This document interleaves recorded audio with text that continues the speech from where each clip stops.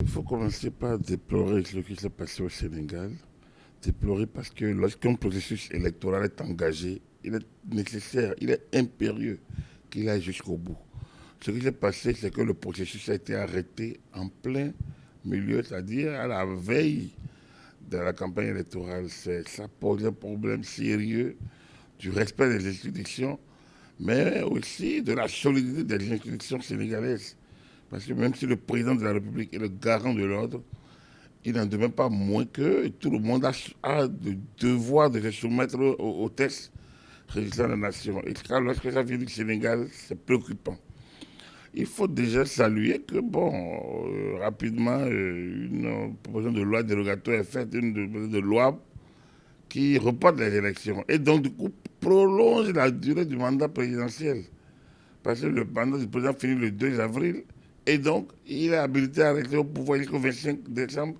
Ce document est même s'il règle le problème en partie, mais il est un précédent très dangereux parce qu'il crée des situations qu'on ne peut pas, hein, dont on ne peut s'assurer, hein, de la finalité.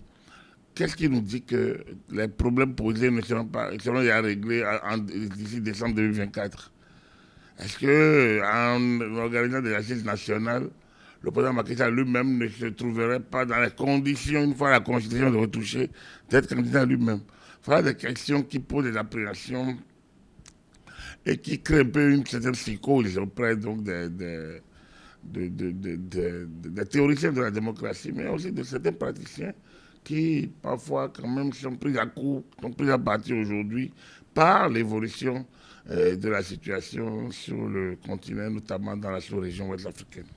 Oui, ce qui s'est passé presque au DEP, c'est un coup d'État, on peut le dire ainsi. Mais bon, ça dépend de quel côté de lecture se trouve. Ce qui est sûr, c'est qu'on a arrêté un processus électoral en plein cours, qui se déroule sans grand heure, qui aurait pu aller jusqu'au bout. Et donc, on peut sentir qu'il y a des intérêts cachés.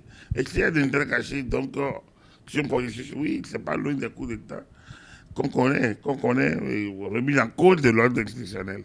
Et si on a remis en cause l'ordre des élections, bon, ça a paru normal parce que c'est au Sénégal et puis c'est bon, le président de la République qui l'a fait.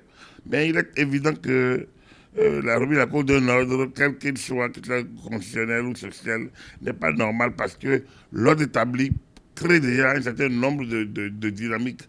Les retoucher sans consensus, les retoucher sans large adhésion, ça pose un problème.